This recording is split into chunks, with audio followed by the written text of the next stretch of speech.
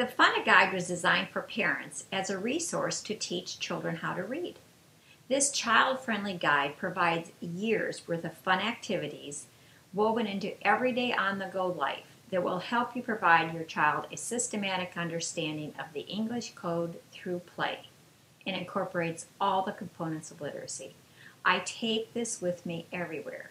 It gives me the information I need to take advantage of teachable moments at any time, in any place. Teaching takes place in the car, grocery store, restaurants, and during fun family activities, rather than across a desk. Phonograms are all around, and with WordyWorm, the world is your workbook. Sounds and environmental print are your worksheets. So let's take a look at the FUNOGUIDE. The beginning pages contain an overview and guidelines on how to use the FUNOGUIDE. It is not necessary to learn all 72 phonograms at once. Concentrate on learning the ones that you will be teaching. Use the companion CD and DVD as your guide to the phonogram sound and rhymes. Refer to the phonogram and the word highlighted in red when reading the rhyme to say the sound or multiple sounds of each phonogram. Bounce the big ball. When the letter appears in the slash marks, we are to say their sound. B says B. Be careful not to add the sound to the end of a phonogram. B does not say B. B says B. Explanations of how to properly pronounce the phonograms are found on the back of each phonogram. The front of the page is for the child. Read or sing the ditty. Talk about the picture. What is Wordy doing? Show your child what the phonogram looks like. The information on the back will bring the phonograms to life through gesture and play, and uses all modalities of learning: hearing, seeing, moving, and touching. The more senses we can activate, the more learning will take place. This is your teaching guide. While it is phonogram specific, breaking the code, it contains a buffet of activities for you to choose from that incorporate all the components of literacy. So let's take a look at these individual activities. Grab the gerbil, gate the cage. G makes two sounds, G and Ch. But let's suppose we add a gesture to this clue. Grab the gerbil, gate the cage. G makes two sounds, G and Ch. So if we add this to our repertoire as we're singing and teaching it, it's just one more clue that will help to remember that little ditty, and it's also more fun to sing it. We can make it more fun by adding a clue box. A clue box can be anything you want. Now look how much more fun learning that little phonogram would be if I do it like this. Grab the gerbil, gate the cage. G makes two sounds, G and Ch. So it's a little visual clue that will help reinforce that. It's a lot of fun. You can do sound searches with them too. In the sound search, they're looking for an object that would match the phonogram that you're teaching. And here's a little example of some children participating in a sound search hunt in our clue box. Are we going to find something in the clue box that will help us remember O-E-O? What have we got in here? Found it! You found it? Oh, great! Pull it out and let's see it. There's Joe's toe. Oh, your friend Joe stubbed his toe. Congratulations! We make to know.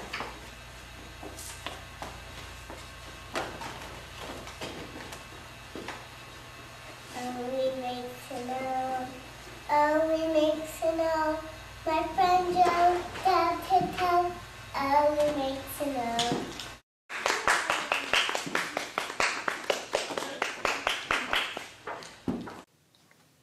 Phonogram hunts are my favorite. Now let's take a look at some of the suggestions on the back of the FUNOGUIDE for the phonogram hunts. If you look at the back of the alphabet consonants, there are suggestions for phonogram hunts. Use these and get a flavor for what a phonogram hunt is all about, and then once you get used to that, apply that to the other phonograms that you're teaching. Let's take B for example. You could hunt in the grocery store for a phonogram. Let's find something that we eat that starts with B. For instance, bananas, blueberries, butter, beans, broccoli. These suggestions you'll find on the back, and it'll stimulate you and give you some ideas of where you can go. Here are some suggestions for D. Hunt for letter D on signs while driving in the car. We're on a drive. Let's go through a drive-through, the deli, maybe the dentist. Let's see, while we're brushing our teeth, let's look for something that starts with D. Door, drain, duck, dental floss, drawer. That helps them identify the beginning sound, but you can apply that concept to any phonogram. All these different suggestions you'll find behind each alphabet letter. Let's say we're going to learn TCH. TCH says ch, but what words can we use to reinforce that? Just grab your FUNOGUIDE. Ditch, latch, fetch, match, butterscotch. So the words are there for you. That's why I have this with me wherever I go, so I can reference it. Now let's have a look at some children on a phonogram hunt. Phonograms are all around, all around, all around. Phonograms are all around in every word we see.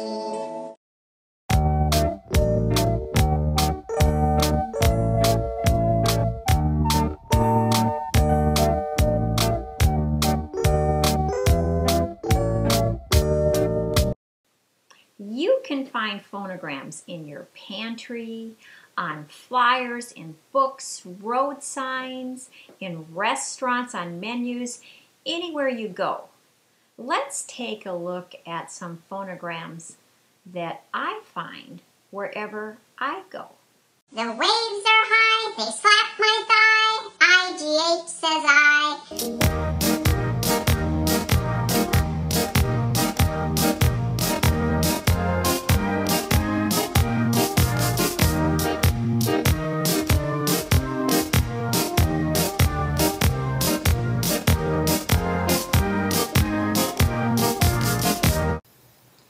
We have discussed pronunciation, gestures, the clue box, sound searches, and phonogram hunts.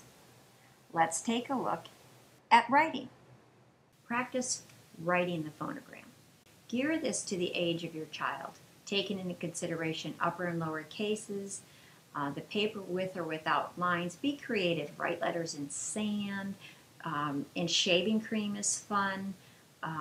Do it on chalk in the driveway. You can dictate the letter to them and have them write the sound.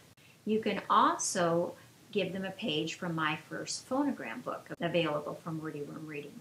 You can download it and print it out and have them illustrate the phonogram, and they can start to accumulate their phonograms and compile them into a book that's their very own, that they illustrated themselves. When children initially practice and write the phonograms, have them underline the multi-letter phonograms, especially when they appear in words. This underlining exercise can be incorporated into your phonogram hunts and flyers and another print. Age-appropriate vocabulary words are provided for each phonogram's sound or multiple sounds. Expand vocabulary with rich adjectives and use synonyms. You can teach words directly through instruction or incidentally through exposure. For example, in addition to asking children if they would like something to drink, you can also ask them if they would like a beverage.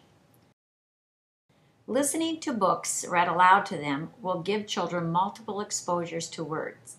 The FUNOGUIDE contains 116 children's literature titles. Each phonogram has a children's book that will support the sound or sounds that you are teaching. The FUNOGUIDE contains over 375 fun family activities that will reinforce the phonograms while you are having fun. Here is an example of how we incorporated the 3 sounds of I on a family day at the park. Hit like a champion, listen to me. I make 3 sounds if, I, E. Now batter up for if, swing for I, and rest the bat on your shoulder to say E and sing along with me. Hit like a champion, listen to me. I make 3 sounds if, I, E. Hit like a champion, listen to me. I make 3 sounds if, I, E.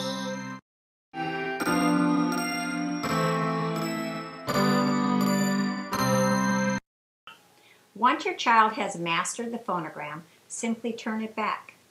As they accumulate, you can turn the FUNOGUIDE around and use it as flashcards.